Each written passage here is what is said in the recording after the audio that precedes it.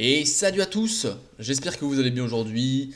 J'ai un peu le démon, on va pas se mentir, pour une simple et bonne raison, c'est que j'avais tourné 4 vidéos de cette série que j'étais censé normalement monter juste après. Et en fait, je me suis rendu compte que peut-être j'allais un petit peu vite dans ma façon d'expliquer les choses, donc j'ai décidé de retourner toutes ces vidéos. Et j'espère que ça vous plaira, n'hésitez pas à me le dire en commentaire, ça me fait extrêmement plaisir. Voilà, parce que du coup, c'est quand même du temps de perdu, donc j'espère que ça vous plaira. Donc aujourd'hui, on va parler tout simplement d'un grand classique du monde de la pêche au leurre. Il s'agit du jerkbait. C'est probablement le leurre dur le plus connu de tous. C'est un leurre que tout le monde a dans sa boîte impérativement et qui est vraiment ultra efficace. Donc aujourd'hui, on va apprendre qu'est-ce que c'est que le jerkbait. Alors comme je viens de le dire, le jerkbait, c'est un leurre dur, probablement le plus connu de sa famille. Ce dernier, il a été notamment démocratisé par Rapala. Donc Rapala qui est la plus grosse firme probablement de poissons nageurs, ou en tout cas celle qui est là depuis le plus longtemps. Et donc elle a démocratisé justement le poisson nageur durant les premières années de la pêche au leurre. Le jerkbait, c'est un leurre qui est adapté à tout public. Il est plutôt adapté à un public expérimenté cependant, puisqu'il s'anime de façon différente et qu'il est important de l'animer correctement pour pouvoir déclencher les attaques des carnassiers. Effectivement, si vous débutez, privilégiez des leurres plus simples d'utilisation si vous voulez un résultat garanti. Le jerkbait, il a des animations différentes et c'est pas forcément facile d'utilisation sur le moment en linéaire, vous n'allez pas forcément avoir les meilleurs résultats. Le jerkbait, c'est un leurre qui est assez long mais qui est plutôt épais de manière générale. Il y a également des modèles qui sont beaucoup plus massifs et qui déplacent beaucoup plus d'eau. Alors il faut savoir que ces modèles qui sont plutôt minces, il possède une bavette qui va lui permettre d'évoluer peu profond, généralement une bavette assez courte, et les modèles les plus massifs ne possèdent pas de bavette, les faisant évoluer juste sous la couche d'eau. Donc on parle alors de Buster Jerk par exemple, ce sont des leurres très intéressants notamment pour la pêche du brochet. Le jerkbait, c'est un leurre de taille généralement assez imposante. Il se situe bien souvent entre 9 et 18 cm. La plupart du temps, on va même le trouver plutôt de 12, 15 à 18 cm. Qu'on qualifie de big bait pour pouvoir pêcher les poissons un peu plus imposants.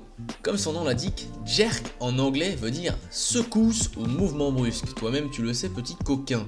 C'est donc là la particularité du jerkbait. On l'anime en général avec des mouvements brusques que l'on nomme jerk. Avec sa canne à pêche, on va donc créer un mouvement ample qui va générer un mouvement d'oscillation du leurre à l'intérieur de l'eau. Le jerkbait, il possède également des billes très bruiteuses la plupart du temps, qui vont générer des fortes vibrations lors du jerk, donc la secousse de la canne à pêche. Le jerkbait, c'est un leurre qui évolue sous la pellicule d'eau, généralement entre 50 cm et 1 mètre de profondeur. Certains modèles peuvent aller plus profond, mais c'est loin d'être une généralité, ça fait donc partie d'une autre catégorie de leurre qu'on verra un petit peu plus tard dans les semaines à venir. Comme dit précédemment, dû à la profondeur de sa nage, il est très intéressant de l'utiliser pour pêcher le brochet, ce sera donc la cible principale du jerkbait. On peut également pêcher la perche ou encore le silure, mais ceci dépend bien entendu de la saison et de la profondeur de la rivière ou du plan d'eau dans lequel vous pêchez. Par contre, pour le brochet, ce sera majoritairement la cible puisque le brochet regarde toujours vers le haut et donc va souvent avoir tendance à monter vers la surface lors de vos attaques. Le jerkbait, nageant très peu profond, va donc remplir toutes les conditions pour pêcher ce poisson. Le jerkbait, comme je viens de vous le dire, est un leurre intéressant à utiliser dans toutes les situations pour le brochet. Toutefois, il existe des situations optimales pour pouvoir prendre diverses espèces variées.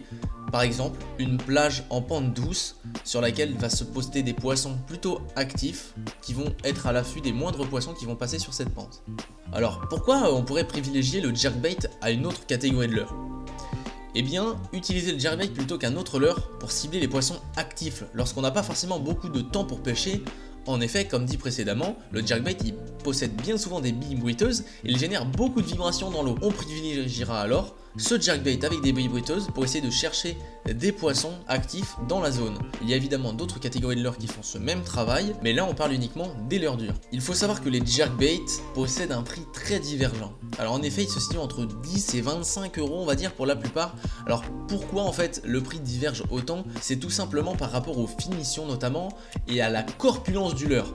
Quand on va pêcher avec un Buster Jerk par exemple qui est beaucoup plus imposant, ça va souvent avoir tendance à monter dans les prix, alors que des petites jerkbaits comme par exemple le Bifreeze que je vais vous présenter juste après coûte un petit peu moins cher de par sa corpulence beaucoup plus fine. Pour terminer cette vidéo, je vais vous présenter mon top 3 des jerkbaits pour la pêche, de la perche et du brochet. On commence avec le Beefreeze Pointeur SP de chez Lucky Craft, un leurre qui est vraiment exceptionnel.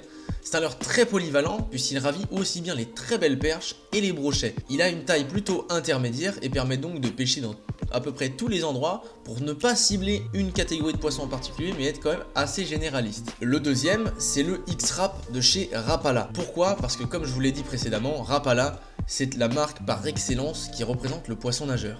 C'est un des précurseurs et franchement il est toujours utile d'en avoir un dans sa boîte. Dans toutes les situations il marche plutôt bien et encore mieux dans les eaux transparentes de par son coloris qui est généralement très réaliste. Pour conclure ce petit top 3, je vous parlerai du Dexter Jerk de chez Ilex. C'est un leurre très massif qui prend énormément de très gros brochets de par sa sonorité qui est très sourde.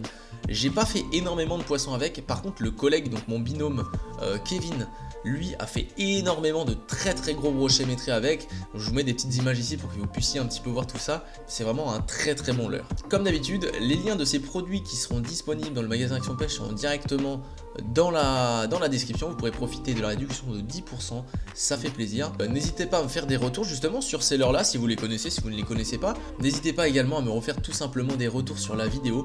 J'espère que cette dernière vous a plu. J'ai essayé de prendre un peu plus mon temps, d'expliquer un peu mieux les choses tout en restant concis pour pas que vous ayez trop d'informations en tête. Si c'est le cas, dites-le moi, ça me fait extrêmement plaisir. On se retrouvera très prochainement pour une vidéo sur la catégorie de leurre qu'est le popper. J'espère que cette dernière vous plaira à fond. On se retrouve bientôt. Peace.